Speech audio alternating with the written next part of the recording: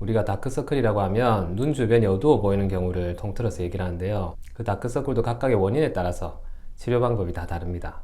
눈 주변이 어두워 보이는 다크서클의 종류와 그리고 각각의 치료 방법 또는 개선 방법에 대해서 한번 알아보고자.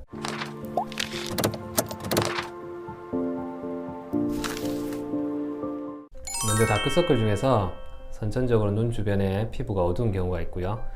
그 다음에 그 외에 이제 다른 질환에 의해서 눈 주변에 색소가 침착되는 경우가 있는데요. 대표적인 원인이 비염이라든지 또는 눈 주변에 알레르기가 있는 경우에 눈 주변을 비비게 됩니다. 비염 같은 경우는 눈 안쪽 부분을 비비게 되면서 그 부분에 이제 피부가 계속 자극을 받게 되고 피부가 잔주름이 생기면서 색소 침착이 생기게 되는 것이죠. 이 경우에는 근본적인 질환의 치료를 통해서 습관을 교정하는 것이 가장 중요합니다. 그리고 그 후에 색소가 침착되어 있는 부분은 미백 기능이 있는 연고라든지 또는 필요하다면 색소 레이저를 통해서 색소 침착을 개선할 수가 있습니다. 이제 두 번째, 눈 밑에 다크서클이 생기는 원인은 안화지방, 눈을 싸고 있는 지방이 아래로 돌출된 경우를 말합니다. 아래 눈꺼풀에 있는 지방을 싸는 막이 약해지는 경우에 안쪽에 있는 지방이 불룩하게 앞으로 밀고 나오는 경우가 있습니다. 그 지방을 덮고 있는 피부 부분이 혈류가 좋지 않게 돼서 색소가 침착되다든지 어두워 보이는 경우가 있을 수가 있어요. 불룩하게 튀어나와 있는 지방 아래쪽으로 그림자가 지기 때문에 더욱더 다크서클이 심해 보일 수가 있습니다. 젊은 분들에서는 앞광대가 발달하지 못한 분, 그러니까 앞광대뼈가 뒤로 퇴축이 되어 있다든지 또는 앞광대의 지방량이 너무 적다든지 해서 앞광대가 눈보다 뒤로 꺼져 있는 경우에 안화지방이 앞광대보다 앞으로 튀어나오는 경우가 있습니다. 그 외에도 안구가 너무 돌출되어 있는 경우에도 그 안구에 의해서 안화지방이 앞으로 밀리게 되면서 눈 밑으로 불룩한 지방이 보이는 경우가 있습니다. 이런 경우에는 보통 이제 수술적인 방법을 많이 이용하는데요. 피부가 늘어나 있는 경우는 눈 밑에 속눈썹 밑으로 절개를 가해서 하안검 성형술과 지방 재배치라든지 지방 제거를 같이 할 수가 있습니다. 젊은 사람이라든지 또는 피부가 늘어난 것이 적은 경우에는 눈 안쪽에 있는 결막을 통해서 절개를 해서 들어가서 눈 안쪽에 있는 지방을 제거한다든지 또는 지방을 재배치시키는 방식으로 수술을 진행할 수가 있습니다.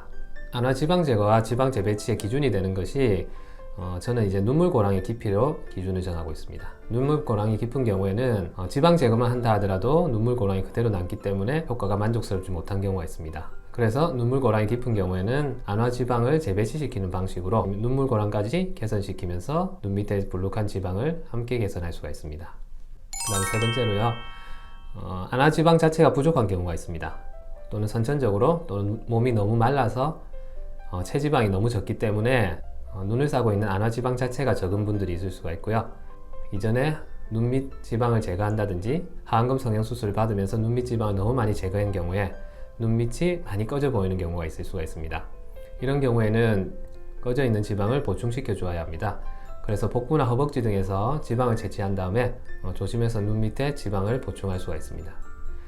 지방 같은 경우는 피부에 너무 얕게 이식을 하게 되면 피부에 비쳐 보이거나 또는 울퉁불퉁해 보일 수 있기 때문에 적당한 깊이로 조직들을 손상을 최소화하면서 조심해서 지방 이식을 시행할 수가 있습니다. 그리고 마지막으로 피부 비침 형태, 우리 투광형이라고 하죠. 눈물고랑 부위가 깊어서 꺼져 있으면은 그 부분이 꺼진 부분 때문에 그림자가 져서 어두워 보일 수가 있고요. 그 외 눈물고랑 부위는 피부가 굉장히 얇은 부분이기 때문에 피부를 통해서 아래쪽에 있는 조직이 푸르스름하게 비쳐 보이는 경우가 있습니다. 흰달 현상이라고 하는데요.